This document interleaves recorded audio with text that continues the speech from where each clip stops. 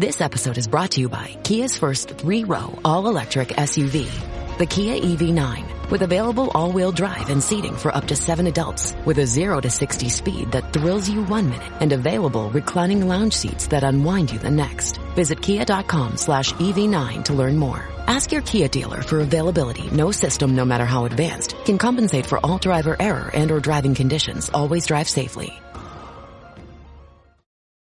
Welcome to the Human Capital Innovations Podcast, your go-to source for personal, professional, and organizational growth and development. We hope you tune in often for all things people management, organizational development and change, organizational leadership, and social impact related. Maximize your personal and organizational potential with Human Capital Innovations Podcast.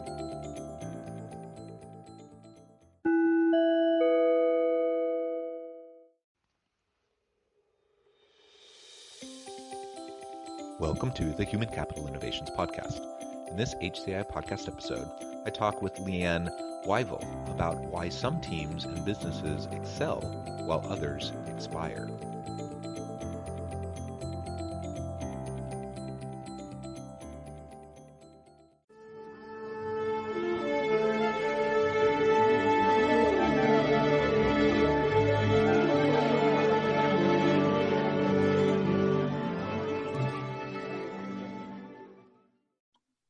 Leanne Wyvill, welcome to the Human Capital Innovations Podcast. Thank you, John. It's my pleasure to be here. And I really appreciate you taking the time to meet. And at such a late hour or early hour, depending on how you look at it, you join us from outside of Queensland, Australia. In Queensland, outside of Brisbane, Australia. And it's 2 a.m. For you at the moment. And I'm all comfortable here in my corner bedroom office at 10 a.m. And so I'm comfortable, and I put you on the spot to be a part of this interview at such a late or early hour for you, but I really appreciate it. Today, we're going to be talking about why some teams and businesses excel while others expire. I know this is something you do a lot of work on in your own consultancy. And we'll explore topics like tuning into your team and communication and team capabilities and other related issues as we go throughout our conversation today. As we get started, I just wanted to share Leanne's bio with everyone. Leanne Wyvill is an experienced corporate communications professional who helps people in business communicate their ideas with confidence. She has worked for iconic Queensland Health and Education Services in the public and private sectors, as well as with numerous startups, small businesses, and not-for-profits. She now runs Presence Communications, a training and services consultancy, which helps teams work better together with tailored business communication skills, training, and insightful true colors empathy building workshops. She holds a BA with honors in communication practice with distinction and a certificate 4 in training and assessment. She also is a certified True Colors International Facilitator. What a great background, what a great bio. It's truly an honor. And before we dive on into the discussion, anything else about yourself that you would like to share with listeners? I might share some great news that I've had recently. I'm going to be a grandmother for the second time next May. Congratulations. That's wonderful. Thank you. That is exciting. When my daughter was pregnant the first time, and people would congratulate me, I'd be like, "Why? I'm not having the baby." But it was pointed out to me that if I've lived this long, and I have grown a child who could produce a child, then that's an achievement. So I gladly take the congratulations now. Well, not only that, but also, I can only imagine the joy that comes when you're a grandparent. Being a parent is full of joy, but it's also so much hard work. And I've often heard grandparents talk about how being the grandparent is all of the fun without all the work, because your daughter gets to take care of that stuff. Yes, yeah, no, and it just is something different altogether. Yeah, excellent. Well, I have 6 children myself. I'm a long way from getting to the point of having grandkids probably, but I do look forward to that day. So, well, that's wonderful. It's good to hear your family is growing and you're going to have an opportunity to extend your love to more people. Yeah, great. Thanks. Yeah, puts me in a good mood. Excellent. Well, as we get started today, I thought I would just ask generally about your current consultancy business and some of the types of things you're trying to do. You obviously are doing empathy building workshops and other related types of trainings and assessments. Can you tell us a little bit about that? And then that'll launch us into this topic for today of why some teams and businesses excel while others expire.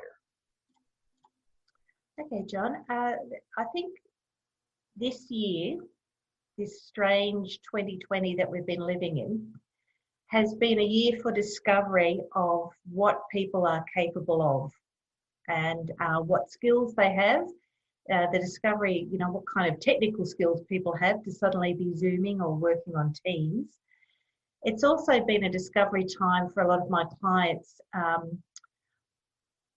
to find out, how well their team can get along when they're not breathing the same space.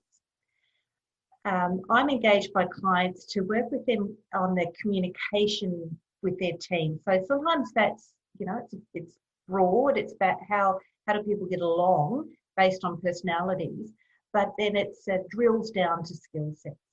You've got, when you bring people together, as you would know, when you bring people together, everybody brings something different to the table, different life experiences. And I'm not sure what the situation is in other countries, but in Australia, there seems to be this idea that if someone says on their resume, excellent or exceptional communication skills, you take it at face value and you assume that they have all these skills to interact with other people in the workplace. But quite often they don't. So it's only when this realization that the people that you've employed, you've brought onto your team, don't have those skills, and the cracks start to show. You've probably heard that analogy before about the red sock and the white wash. Trying to work out why is the team not getting along. So I help team leaders and members of that team to understand, what are the drivers, what are the communication breakdowns that are happening based on where people's experiences, people's personalities, and then from that working out, okay, what else is is it a skill?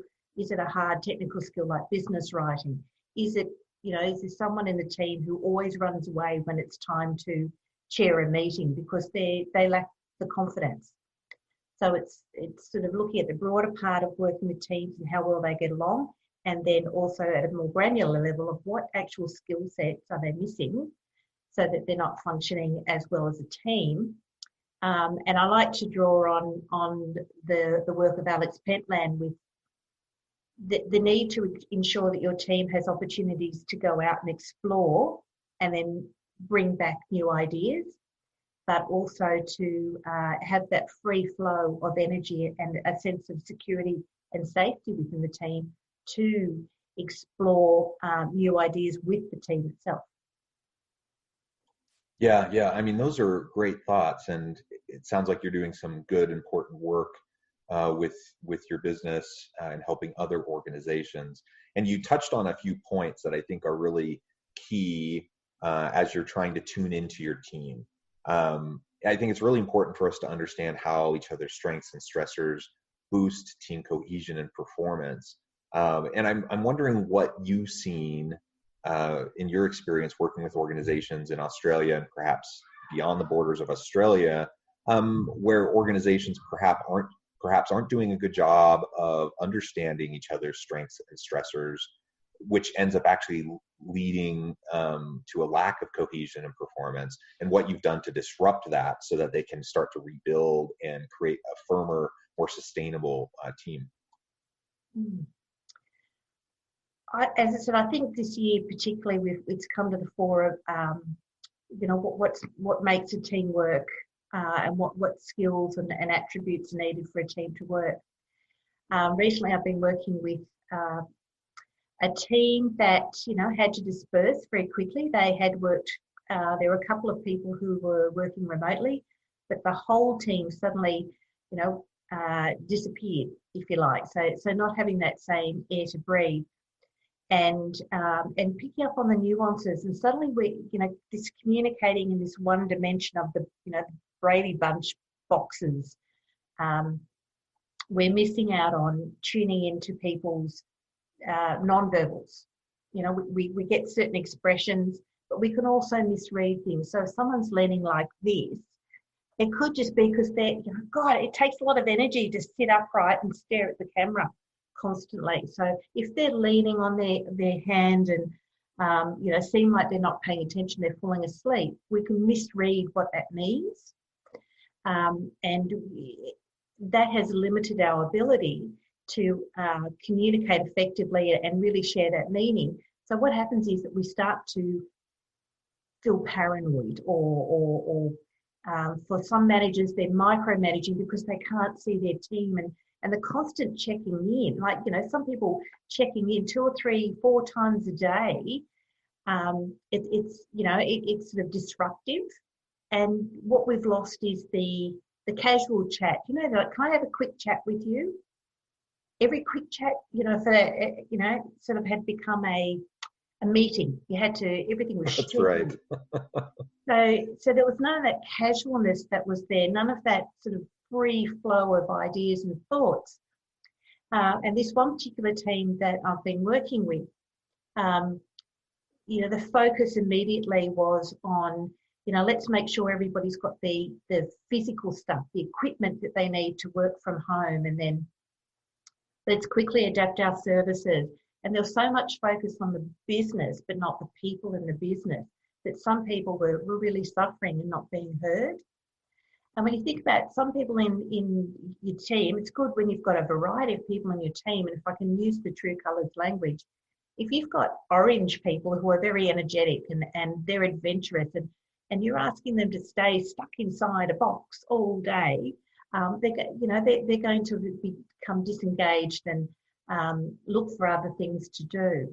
So understanding what are your stresses and what motivates your team, particularly when something like this arises, then you can factor that into all your adjustments, not just the physical business side, the business systems and practices, and certainly, of course, focusing on your customers and your stakeholders, but at the expense of your people, and not listening in. And if you've had that awareness before something happens, then it's that little voice inside your head reminding you to do that. But if you don't really know what goes on, what makes your people tick, and then they suddenly behave in this different way, whether it's because they're working remotely or some other, something else happens. Sometimes it's like an election. You've got the elections coming up in the States now. Queensland has a state election coming up. I think we're getting more coverage of Trump and Biden than we're actually getting of our own premier at the moment. But even, a change of government can upset a lot of businesses, or the prospect of that. So when you're in tune with your team, when something does happen, you can recover faster than letting things slide and then suddenly go, why did they leave? Why aren't they as productive as they used to be when they were in the office? So these are things that are valuable to have in readiness for something to happen. Yeah, great ideas. And the organic check-ins, that would just happen as you're walking by someone's office, and you just you pause for 20 seconds and say hi, and check in real quick casually, and then pull someone aside perhaps for a minute. Those types of things have gone away. And I think you're absolutely right. Many leaders who are now, they recognize those opportunities are gone, but they still want to have opportunities to check in. They're really struggling to balance with how often do you do that? How do you structure that? And do you end up having to schedule a Zoom meeting for each of these types of opportunities, which becomes clunky and overwhelming? When I look at my calendar, I get up in the morning and I look at my day and I look at my calendar, and I'm like, I got 7 hours of Zoom meetings And that's like, that doesn't include all the other work I need to get done. And it seems like this proliferation of meetings that is happening because of this. Like, everyone's just scheduling meetings. I'm in way more meetings now than I was before. And how many of those meetings actually need to happen? And how many of them are just well-intended leaders or well-intended individuals who just think we should schedule a meeting when an email would work? Or something that I like to try to do with my team is just have like general office hours availability, right? Where it's understood that I could just like send a quick chat and say, hey, are you available? Can I pop in for a minute? And then you don't have to have something scheduled, but people just know that just like in the office, someone might stop by. Those types of opportunities allow for some organic communication without having you to fill up your day with all these half-hour and hour-long meetings. Oftentimes, that you don't need that much time for those anyways, or a simple email can suffice.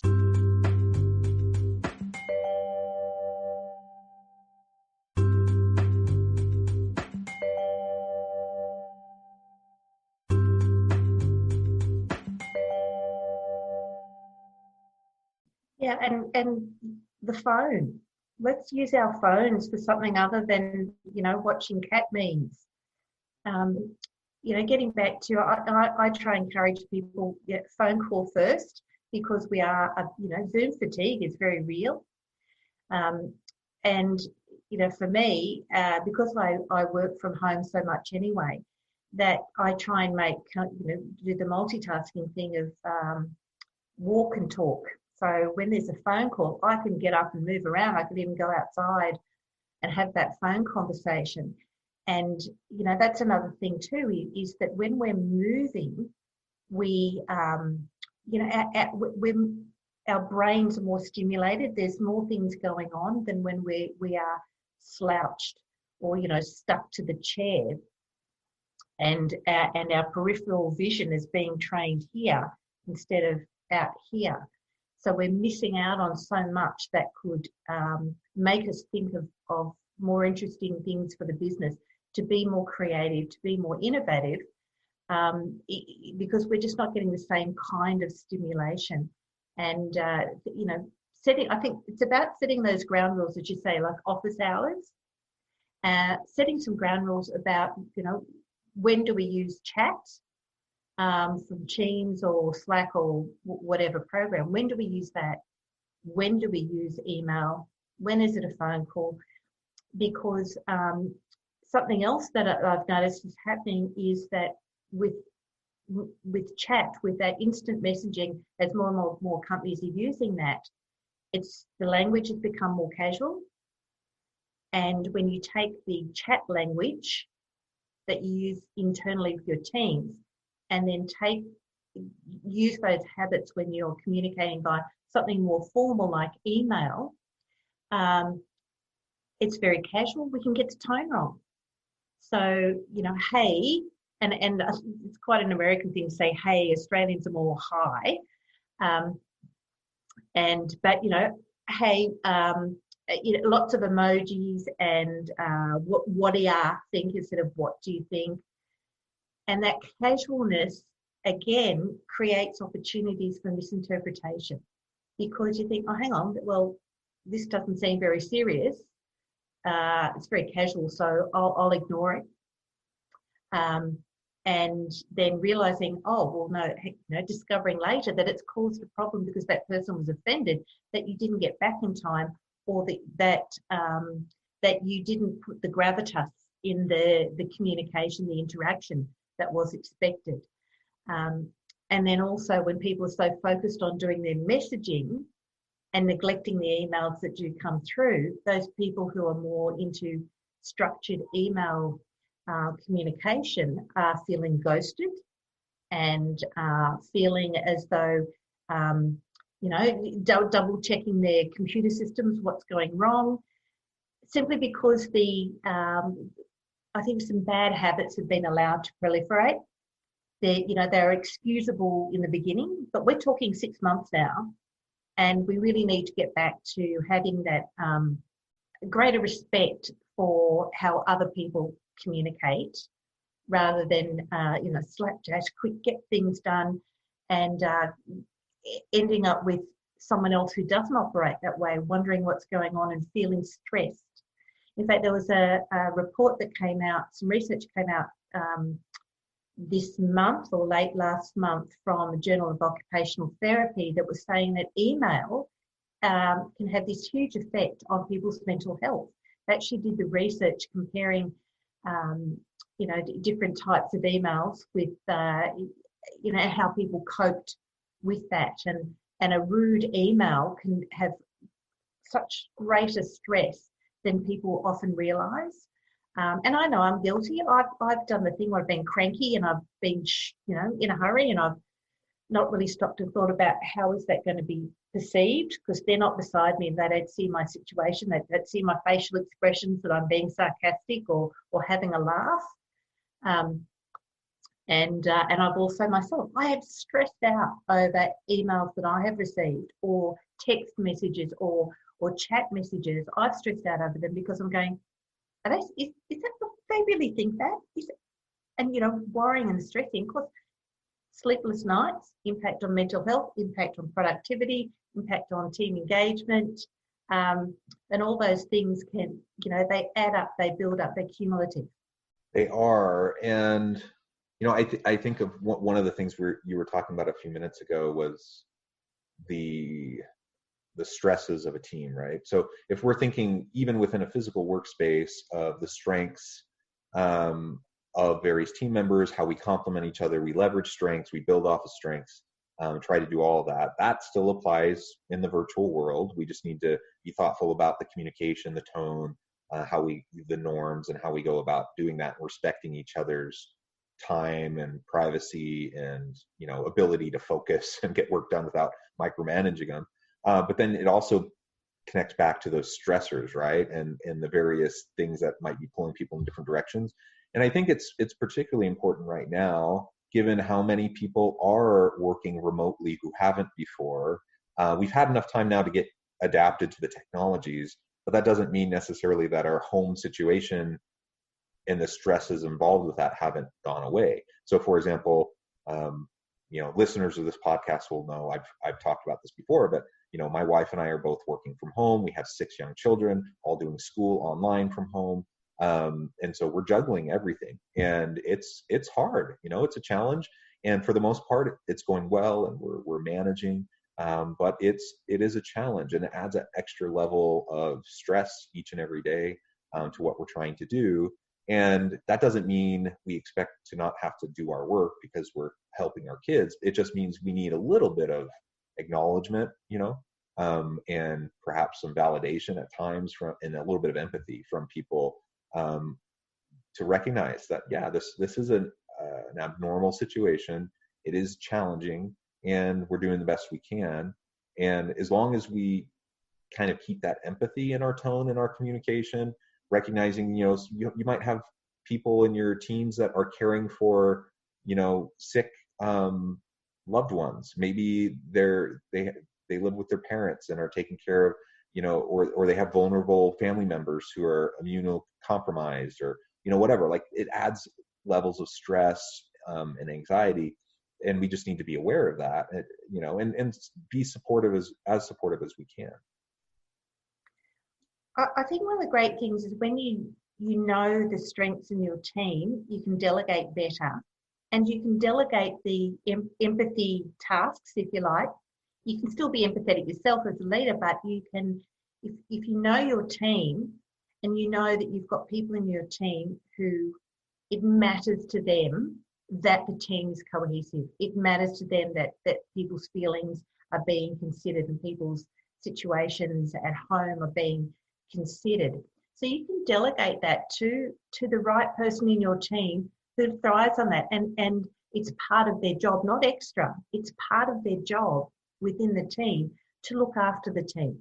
So it's not like the team leader, the manager has to be doing everything for everybody as well as for themselves, but knowing, look, hey, there's, here's this person who loves to socialize. Well, I'm not going to be able to get in touch with everybody in my team every day, but as long as between, Jane and I, we get that done, but, good on for that. And there are people on the team who can become the go-to when there's an IT problem or when there's a connection problem. There's usually someone on the team who's better at all the IT stuff than someone else. And you say, hey, let's split some responsibilities here. And I think the leaders who have been playing to those strengths instead of trying to playing to those strengths in this unusual situation, rather than expecting everybody to perform in the same way under these, because we don't, when our home lives and our work lives have merged like this, we can't just necessarily cut off and stop. Some people can, but others can't. And having an appreciation of that and having some strategies in place for dealing with that. This isn't something we can wing. We can only wing it for so long. We need those structures in place to keep us going, to be that foundation for us, so that we can have that agility, we can be flexible. Because it's what we've been dealing with these past 6 months is not something the last couple of generations have ever had to deal with. And it's new learning for everyone. And when you are welcoming and appreciative of other people's strengths, and you allow them to let them shine in the ways that they like to shine, then that is of benefit to everybody. It's everybody wins. It does become a win-win type of scenario. We leverage the talents, the skills, the capabilities of each member of our team, and to the benefit of everyone. It just helps everyone move forward. Well, Leanne, it has been a real pleasure talking with you today. The time has flown by. We're almost to the end of our time together. And before we part, though, I did want to give you a chance to share a little bit more with listeners how they can get connected with you, find out more about what you're doing, and let us know if there's anything else coming up for you professionally that you would like to share. Well, thank you for that opportunity. Something that I've had to learn to do is to translate to transition my face-to-face workshops online. And the great thing about when you are online, it doesn't matter where you are in the world, you can connect. Now that more people are familiar with doing that, even though we might spend, you back-to-back meetings, 6 or 7 hours in the chair, there are people then who go, but hey, this is great. I can still find time now to do other things. So I'm quite active on LinkedIn, and I welcome people to connect with me. I like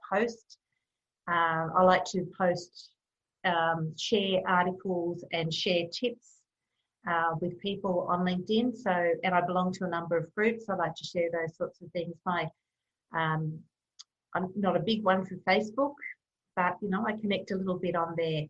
And I also have an online course that's available to people who are looking to brush up on their writing skills. It's one of those drill down sort of areas. It's called Trim and Tone Your Writing in 7 Easy Steps. And it's focusing on, if those people have to do a lot of writing in their job and find that, they're often receiving criticism for their writing, they can take this online course and do it at their own pace. So that's something else, another sort of way that I've taken made my expertise available to a much wider audience. Wonderful. Leanne, it has been a real pleasure, and I hope listeners will reach out, get connected, follow you, and find out more about what you're doing, see if there's anything you can do to help them and their organizations. And as always, I hope everyone can stay healthy and safe, that you can find meaning and purpose at work each and every day, and I hope you all have a great week.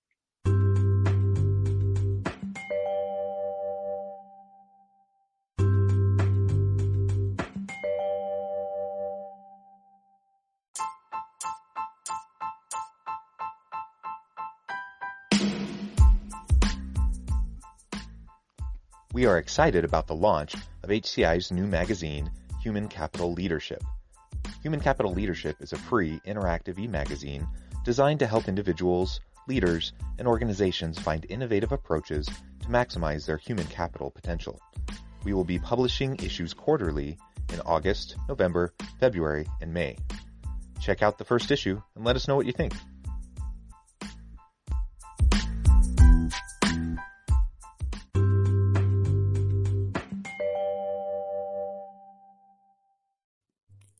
Thanks again for joining us for this episode of the Human Capital Innovations Podcast. I hope you stay healthy and safe and that you have a great week.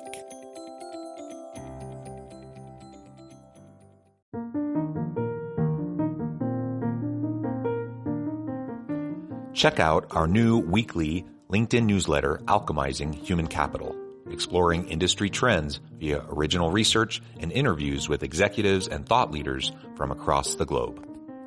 We look forward to having you join us.